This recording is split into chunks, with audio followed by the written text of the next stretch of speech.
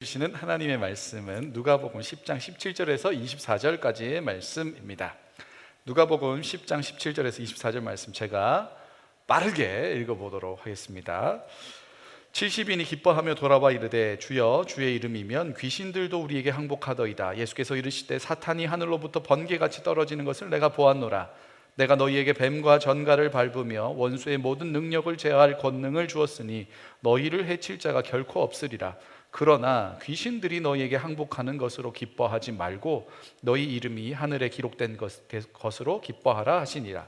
그때에 예수께서 성령으로 기뻐하시며 이르시되 천지의 주제이신 아버지여 이것을 지혜롭고 슬기 있는 자들에게는 숨기시고 어린아이들에게는 나타내심을 감사하나이다. 옳소이다. 이렇게 된 것이 아버지의 뜻이니이다. 내 아버지께서 모든 것을 내게 주셨으니 아버지 외에는 아들이 누구인지 아는 자가 없고 아들과 또 아들의 소원대로 계시를 받은 자 외에는 아버지가 누구인지 아는 자가 없나이다 하시고 제자들을 돌아보시며 조용히 이르시되 너희가 보는 것을 보는 눈은 복이 있도다.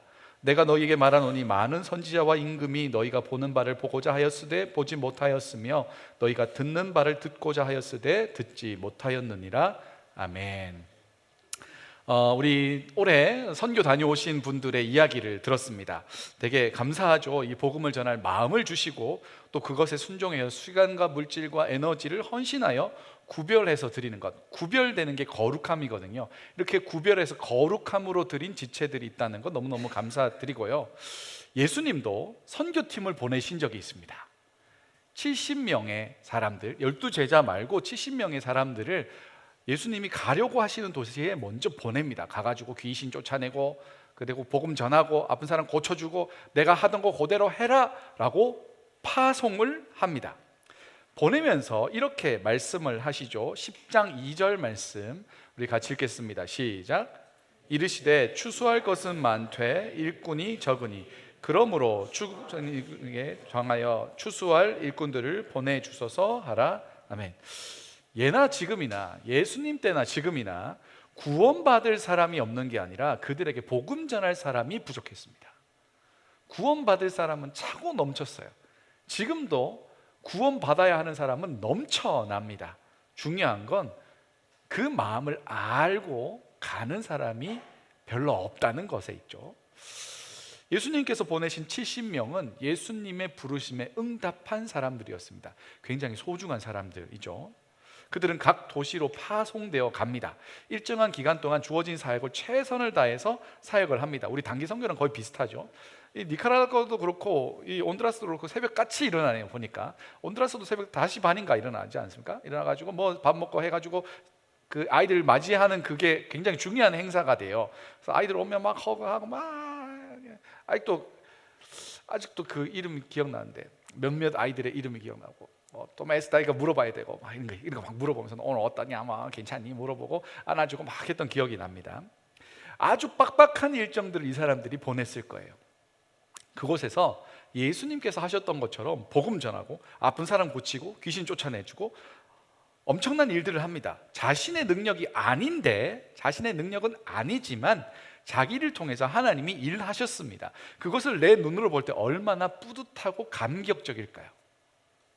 그들이 돌아와서 예수님께 보고를 합니다. 마치 우리가 지금 보고 예배하는 것처럼 보고를 하는 거예요. 70명이 우르르 와가지고 예수님 나는 이랬고요, 여기 가서 이랬고요, 저랬고요 막 이야기를 합니다. 그때 공통적으로 나왔던 이야기가 이겁니다. 우리 17절 말씀 같이 읽겠습니다. 시작. 70인이 기뻐하며 돌아와 이르되 주여 주의 이름이면 귀신들도 우리에게 항복하더이다. 아멘. 벌써 구절 속에서 그들의 들뜬 마음이 막 느껴지죠. 주의 이름이면 귀신도 우리에게 항복하더이다. 귀신은 굉장히 두려움의 존재고 내가 어떻게 컨트롤할 수 있는 존재가 아니라고 생각했는데 예수님의 이름이면 귀신도 자기들한테 항복했다는 거예요. 선교팀이 저에게 이제 그 선교지에 나가면 매일매일 사진을 보내줍니다. 팀장의 역할 중에 가장 큰 것 중에 하나가 제일 번거롭고도 불편한 일 중에 하나가 저한테 매일마다 사진을 보내주는 거일 거예요. 왜냐하면 데이터가 잘 안 터지고 막 느리고 이런데 피곤해 죽겠는데 사진을 막 올려주는 거예요. 근데 올려줘야 돼요. 왜냐하면 보고 같이 기도하는 사람들이 현실적으로 기도할 수 있게 하려고 사진을 요청하거든요. 온두라스 팀에서 보내준 사진 하나 있는데 이런 사진입니다. 보면 이제 평화가 거의 피곤에 이제 쩔어 있다고 봐야겠죠. 나 다 웃고 있는데 자기 혼자 무표정. 약간 웃고 있는 것 같기도 한데 손만 웃고 있는 것 같기도 하고요. 굉장히 즐겁고 아이들이 행복하게 사역을 합니다. 즐겁고 행복하죠. 제자들도 그랬습니다. 사역이 너무 잘 되는 거예요. 귀신이 딱 와요. 막 소리 지르고 괴롭히고 막 상책이 나고 막 이렇게 하는 귀신 앞에 가가지고 예수의 이름으로 명하노니 떠나갈지어다 했는데 떠나는 거예요. 이게 이제 자기가 해놓고도 깜짝 놀랐을걸요. 귀신이 나갔어. 진짜 나가네? 이렇게 된 거죠. 아픈 사람을 고칠 수 있는 능력이 본인에게 없었습니다. 그런데 예수의 이름으로 아픈 사람이 낫는 거예요. 그러니 얼마나 기분이 좋았을까요? 선교지에서 있다 보면 그날 사역이 잘 되면 그날 밤에 나눌 이야기가 되게 많습니다. 오늘 막 벌써 모일 때도 기분이 좋아요. 그 사역이 되게 잘 됐거든요. 이런저런 오늘 이거 잘 됐고 저거 잘 됐고 막 서로 격려하고 칭찬하고 막 이랬습니다. 깨르르 깨르르 막 웃죠. 70명의 제자들이 그런 분위기였어요. 사역이 잘 되고 돌아왔으니까 막 즐겁게 야 너도 나 귀신 15개 개라고 해야 되는가 명이라고 해야 되는지 잘 모르겠지만 귀신 15 내가 내쫓았잖아. 병 아픈 사람들 내가 35명 이게 예수님 이름으로 치유했잖아. 막 이런 이야기를 막 나누고 있었습니다. 예수님한테도 막 와가지고 예수님 요랬고요 저랬고요 막 하고 있는 거죠. 그때 예수님이 약간 찬물 끼얹으시듯이 이렇게 이야기하십니다. 20절 말씀 같이 읽겠습니다. 시작. 그러나 귀신들이 너희에게 항복한 것으로 기뻐하지 말고 너희 이름이 하늘에 기록된 것으로 기뻐하라. 이 말은 뭘 그런 거 갖고 기뻐하냐 너희들. 이게 약간 정색하는 거예요. 뭐 그런 거 가지고 기뻐하냐. 너희가 귀신 쫓은 걸로 기뻐할 것이 아니라 너희 이름이 하늘에 기록된 걸로 기뻐해라. 맞는 말이죠. 구원받은 게 가장 기쁜 일이죠. 근데 좀 잘했다 칭찬도 해주고 고생했네. 먼 길 갔다 오는데 다친 데는 없었어? 너 컨디션 괜찮아? 뭐 이런 거 이렇게 얘기해 줄 수 있잖아요. 자상하게 이야기해 줄 수 있잖아요. 그런데 이 말 들으면 약간 뻘쭘할 만한 그런 이야기를 하시는 거예요. 그런 거 갖고 기뻐하지 말고 하늘의 이름에 기록된 것으로 기뻐해라. 그런데 그러면 실제 예수님 속마음은 어땠을까요? 실제 속마음 그게 21절에 있습니다. 21절 같이 읽어보죠. 시작. 그때에 예수께서 성령으로 기뻐하시며 이르시되 천지의 주제이신 아버지여 이것을 지혜롭고 슬기 있는 자들에게는 숨기시고 어린아이들에게는 나타내심을 감사하나이다. 옳소이다. 이렇게 된 것이 아버지의 뜻이니이다. 아멘. 여기 보면 그때에라고 돼 있잖아요. 그러니까 뭘 그런 거 갖고 기뻐하니 너희가 이름이 하늘에 기록된 것으로 기뻐해라 라고 바로 이어서 성령으로 인해서 기뻐하시면서 이야기를 하시는 거예요. 하나님 앞에 감사기도 하는 거예요. 그러니까 속마음이 뭐예요? 예수님 속마음은 너무 좋았어요. 너무 기뻤어요. 70명 가가지고 다 돌아온 것도 너무 기쁘고 사역을 너무 잘하고 돌아온 것도 너무너무 기뻤어요. 단지 이 사람들이 기쁨의 이유를 더 견고한 것에 두기를 원하셨던 거예요. 여기 지혜롭고 슬기 있는 사람들 당시 종교 지도자들을 이야기하는 거거든요. 그들은 하나님의 말씀을 자기들이 해석할 수 있는 권한이 있다고 생각했습니다. 그런데 그들은 그 말씀을 읽고 해석할 수 있는 권한을 알면서도 그 말씀이 증언하고 있는 예수 그리스도를 못 보는 사람들이었어요. 예수 안에 있는 풍요로움과 예수 안에 있는 그 능력을 모르는 사람들이었습니다. 선지자들을 통해서 말씀이 전해졌어도 그 사람들은 듣지 않고 믿지 않았던 사람들입니다. 그런데 이 70명 이름도 안 나와요. 출신이 어느 정도 되는지도 몰라요. 학벌이나 재산 정도나 예수님을 얼마나 많이 따라다녔나 그게 없어요. 아주 무명에 가까운 이 사람들, 단지 예수님 말씀에 순종했다는 그 70명의 사람들이 그때 당시 날고 긴다는 종교 지도자들보다 훨씬 복되다고 표현하는 거예요. 왜요? 그 모든 말씀이 증언하는 예수 그리스도를 믿을 뿐 아니라 그분의 말씀에 순종했을 때 이루어지는 놀라운 일들을 경험했기 때문에 그렇습니다. 예수님은 70명이 잘 사역하고 돌아온 게 기뻤습니다.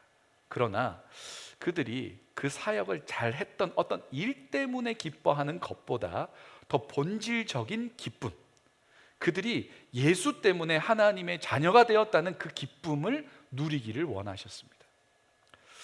올해 고생한 우리 선교팀, 선교는 성과를 내는 건 아니죠. 선교가 성과가 되기 시작하면 굉장히 스트레스를 받기 시작합니다.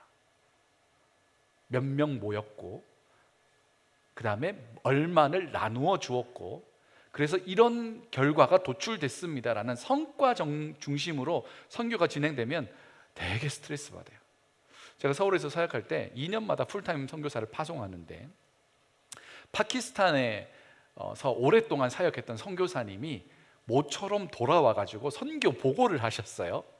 엄청 궁금했어요. 제가 방글라데시에서 선교사로 있었기 때문에 그 옆 동네가 파키스탄이거든요. 서로 되게 안 좋습니다. 사이가 되게 안 좋고, 거기는 되게 과격한 무슬림을 또 믿고 있는 곳이라 어떤지 되게 궁금했단 말이에요. 선교사님이 와가지고 보고를 하는데 이런 보고를 합니다. 제가 올해 드디어 우리 옆집에 사는 무슬림에 초대받아가지고 그 집에 가서 같이 밥을 먹었어요. 가 그해 한 선교의 전부였어요. 올해 제가 정말 옆집 가서 밥을 먹고 와서 이걸 이야기를 하는데, 거기 앉아있는 모든 사람들이 환호와 박수를 합니다. 제가 이해가 좀 안 됐어요. 보통은 학교가 이렇게 돼가지고 인원수가 몇 명이고 어떤 사역을 했고 아이들은 얼마나 배출이 됐고 뭐 이런 이야기를 하잖아요. 근데 그분이 그냥 옆집 가서 무슬림 집에서 밥 먹었는데요, 근데 너무 기뻐하는 거예요. 선교사님이 그곳에 터를 잡고 살아가는 것 자체를 선교의 일부라고 받아들이고 있는 거예요. 관점이 다른 거예요. 그가 믿지 않는 사람과 관계 맺으려고 얼마나 노력했는지에 대한 그 보이지 않는 수고를 다 이해하는 거예요. 초대받아 밥 한 끼 한 것 대단한 거 아닐 수 있는데, 그 가능성의 틈으로 복음이 밀려 들어갈 수 있다는 소망을 같이 보고 있는 거예요. 진짜 선교 보고가 그냥 간단했어요. 너무 깔끔하고 짧았어요. 제가 올해 옆집에 있는 그 사람 집에 가서 밥 한 끼를 드디어 했습니다.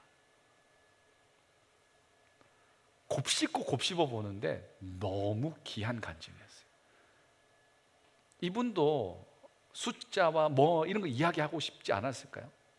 그런데 진짜 있는 그대로 한 영혼을 위한 자신의 선교의 여정을 그냥 담담하게 이야기하는 것 뿐이죠. 우리 선교팀 가서 너무너무 사역을 잘하고 오셨습니다. 보셨죠? 여기서는 절대로 안 할 그 스키 드라마, 각도 잘 맞더만요, 팍 하면 옆에서 다 쓰러지고, 이것도 각 맞추려고 얼마나 노력을 했겠어요. 찬양 스페인어로 해야 되는데 그거 외우느라 얼마나 고생이 많으셨겠어요. 또 틀릴까봐 엄청 노력했겠지. 네? 일본 가가지고도 일본 제 선교사님이 그렇게 이야기할 줄 몰랐는데 제가 되게 무서운 지도자처럼 이렇게 이야기를 하셨는데, 그건 왜 그러냐면 안 되는 부분을 2시간 동안 연습했기 때문에 그래요. 그 안 되는 한 구간이 있었는데 계속 연습을 했거든. 왜냐하면 우리가 보여줄 수 있는 게 그거밖에 없었어요. 그 곡을 잘 하는 거라고 생각했기 때문에 되게 열심히 연주했어요. 잘 때도 그 음악이 들려요. 굉장히 힘들었어요. 근데 너무너무 이제 노력을 많이 했지. 다 했습니다. 잘했습니다. 그리고 어느 팀 하나 부족함 없이 너무너무 준비했던 것들을 잘 했죠. 그런데 동시에 우리의 기쁨은 얼마나 많은 사람에게 얼마나 많은 프로그램을 우리가 준비한 대로 철저하게 잘 했느냐가 아니라, 그곳에 뿌려진 복음의 씨앗이 하나님의 정하신 때에 반드시 자라날 거라는 것을 인해서 기뻐했으면 좋겠어요. 성과 중심이면 요게 뭔가 틀어지잖아요. 잘못되잖아요. 뭐가 숫자가 안 맞잖아요. 그러면 마음에 어려움이 다가와요. 그래서 선교는 J가 가기 힘들어요. T와 J가 하기 어려운 게 선교야. 왜냐하면 내 마음대로 된 게 한 개도 없거든요. 일정이 시간대로 안 맞아요. 학교도 안 맞아요. 학교 수업, 정기 수업 돼야 되잖아. 근데 수업 시간도 밀리고 프로그램도 바뀌고. 일본에서 제가 제일 많이 들었던 이야기는 목사님 이거 언제 해요? 라는 이야기를 굉장히 많이 들었습니다. 여기도 파워제이들이 좀 있었거든요. 그래가지고 계속 물어보는데 나는 계획이 없었어요. 구체적인 아웃라인만 있을 뿐이지 그날 가서 결정될 거거든. 왜냐하면 선교사님한테 물어봐야 되거든. 이거 어떡할까요? 그럼 이거 바꾸겠지. 그럼 바꾸면 나는 바꿨나 보다 하고 가는데 또 그때 마음 상하는 분들이 있어요. 그러면 괜찮아, 이게 괜찮은 거야. 근데 남은 괜찮고 나머지 안 괜찮을 수도 있었어요. 우리가 준비한 거 잘하는 거 너무 중요합니다.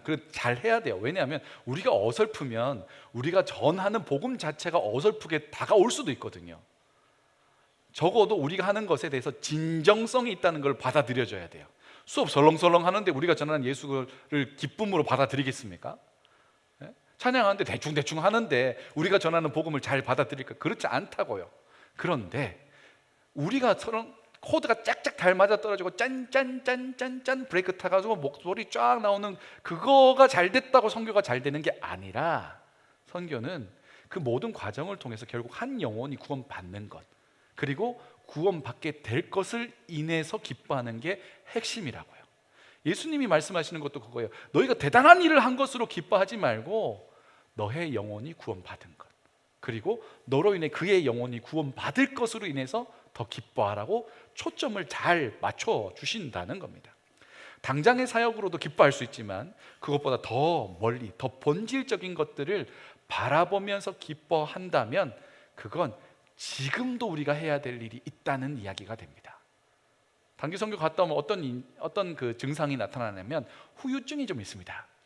후유증이 한 3주 갑니다. 2주 팀은 조금 더 갈 수도 있어요. 1주 팀은 한 1, 2주 지나면 단기 선교 갔다 왔던 기억이 점점 흐려지면서 이제 기억 속으로만 남아 있습니다. 그건 일 중심이라서 그래요. 그 일을 다 끝냈으니까 이제는 끝난 거예요. 그런데 한 영혼이라는 관점으로 보면 그 영혼이 아직 거기 있잖아요. 그때 만났던 아이들이 거기 있잖아요. 단기 선교는 끝났지만 내가 할 수 있는 게 있죠. 뭐예요? 그를 위해 기도하는 거예요. 선교가 끝나고 나서가 훨씬 더 중요합니다. 선교는 일주일, 2주일밖에 안 되는데 나머지 50주, 51주는 그를 위해서 기도할 수 있어요. 그게 근본적인 기쁨에 초점을 맞추면 아직도 우리의 사역은 계속 이어져 나가고 있는 겁니다. 내년에는 또 어떤 자리로 우리를 부르실지 미지의 세계 가운데 우리가 또 나아가게 될 겁니다. 여러분의 시간과 물질과 에너지를 구별해서 거룩하게 드릴 만한 충분한 가치가 있는 일입니다. 특별히 이 복음을 전하는 일에 함께 해주시고 또 직접 못 가더라도 기도의 자리에 함께하며 이 선교에 동참할 수 있습니다. 너무너무 감사한 게 선교팀보다 몇 배나 많은 사람들이 선교팀을 위해서 기도해요. 그건 너무너무 소중한 우리의 문화고 흐름이고 좋은 모습이라고 생각해요. 선교지를 위해서, 선교사님들을 위해서 선교팀보다 훨씬 더 많은 사람들이 기도하며 그 선교를 구성해 나가고 있습니다. 파송팀이 아니더라도 지원팀이 돼가지고 같이 준비하면서 그 선교를 돕기도 합니다. 결국 하나님이 합력해서 서원을 이루어 가시는 거죠. 선교, 단기 선교 올해가 다 끝났습니다. 벌써. 그런데 다음 주 수요일 선교가 또 시작됩니다. 캄보디아 중단기 선교 1년입니다. 1년. 진짜 긴 호흡이죠. 여러분의 청춘의 시절에 1년을 딱 떼어가지고 이 캄보디아의 선교로 나간다는 건 쉬운 일이 아닙니다. 그죠? 자신의 시간과 물질과 에너지를 헌신하며 이 캄보디아로 가는 우리 최윤영, 오늘부터는 여러분 공식적으로 이제 선교사님이라고 부르십시오. 위에서 기도해 주실 때 선교사님을 위해서 기도해 주세요. 우리 최윤영 선교사님이 여러분에게 보내는 짧은 영상 편지가 있습니다. 우리 같이 함께 보고 또 마무리하도록 하죠. 안녕하세요. 안녕하세요. 다들 오랜만이에요. 다름이 아니라 제가 드디어 선교를 곧 정말로 떠나게 되어서 이렇게 영상 편지 남기게 되었는데요. 준비하는 기간 동안에 얘가 정말 갈 수 있으려나, 언제 가려나 하는 걱정도 많이 듣고 응원도 많이 들었는데요. 그래도 여러분들이 많이 관심 가져주시고 기도 많이 해주신 덕분에 제가 26일 날짜로 캄보디아로 출발하게 되었어요. 가서 선생님으로 열심히 사역할 테니까요. 앞으로도 잊지 말고 저 계속 기도해 주세요. 감사합니다. 많이 보고 싶어요. 네, 마지막이 진심의 이야기죠. 보고 싶답니다. 원래 24일 날 출국 예정이었는데 비행편 자체가 취소가 됐습니다. 왜냐면 요즘 그 상황이 그래가지고 비행기가 없어지고 있어요. 그래서 급하게 26일로 다시 이제 날짜가 바뀌어서 출국하게 됐습니다. 잘 다녀올 수 있도록 위에서 기도해 주시고, 우리는 완성된 사람을 보내는 게 아니에요. 거기에서 빚어져 갈 겁니다. 더 좋은 사람, 더 좋은 선교사가 되어 갈 겁니다. 하나님께서 들어 사용해 주시도록 기도해 주시고요. 선교 편지를 이제 요청할 거거든요. 그래서 선교 편지 오는 대로 여러분들에게 공유해 드릴 테니까 같이 기도해 주시고 함께 마음을 모아 주시면 좋겠습니다. 올해 복음을 위해 직접적으로 나가고 돕고 기도로 함께 해주신 여러분들, 또 물질로 도와주신 분들도 되게 많아요. 너무너무 감사하고요. 내년에도 함께 해주시면 너무 좋겠고요. 또 우리에게 남겨진 일이 있습니다. 아직 거기에 남겨져 있는 생명들, 그들의 영혼이 구원받고 하나님의 자녀가 되고 또 하나님의 일들을 능히 감당해 나가고 그 땅을 변화시켜 나가는 하나님 나라의 귀한 통로들로 쓰임받을 수 있도록 다녀온 우리 팀뿐 아니라 우리 공동체가 그 나라들을 생각하면서 계속 기도의 선교를 이어나갈 수 있게 되기를 바랍니다. 너무너무 고생 많으셨고 일도 너무 잘하셨어요. 그런데 한 영혼을 집중해서 바라보면서 이어나가는 선교의 여정을 우리가 또 걸어나갈 수 있게 되기를 소망합니다.